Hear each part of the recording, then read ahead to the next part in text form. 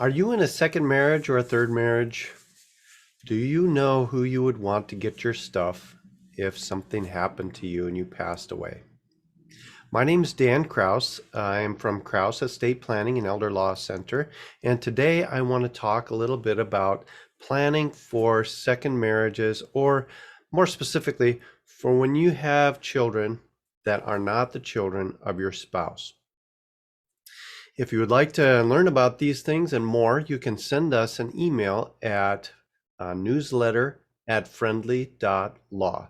Send us an email to newsletter@friendly.law and we will get you signed up for our newsletter, and you'll get some of this good stuff about every month.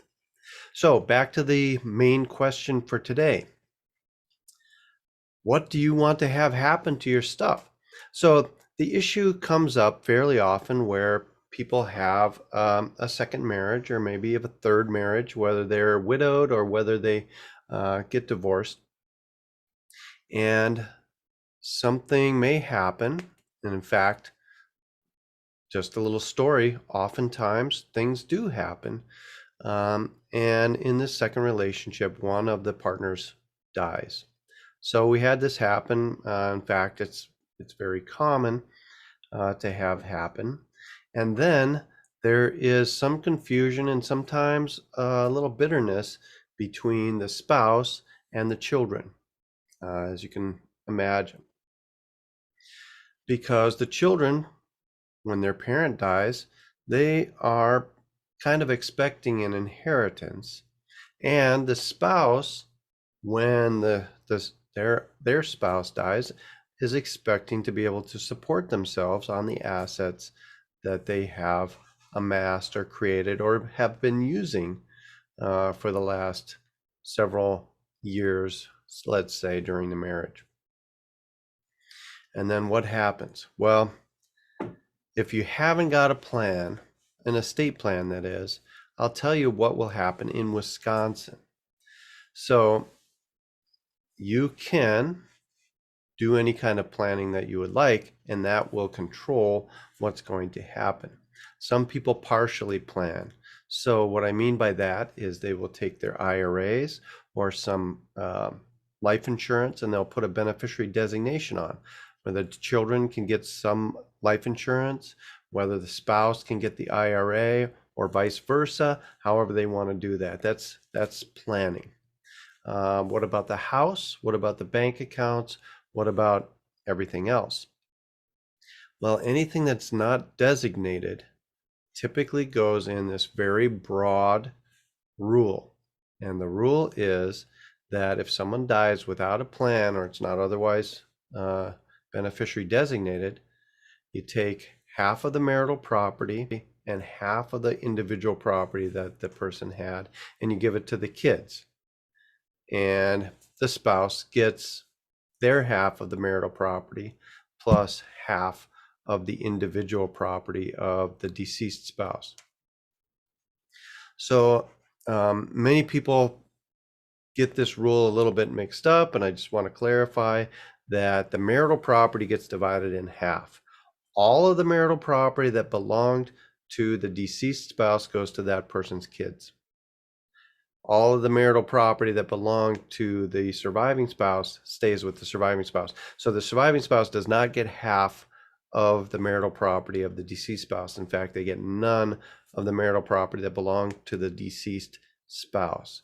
They only get their half of the marital property, which belongs to them. And then they get half of the individual property.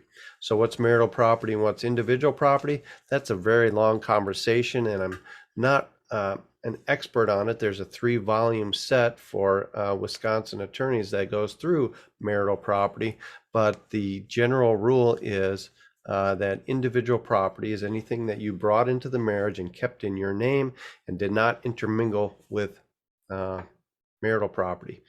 Let's say you had a house, you brought that in and it had no mortgage on it. And then you've kept the house and it's been in your name, that would be individual property.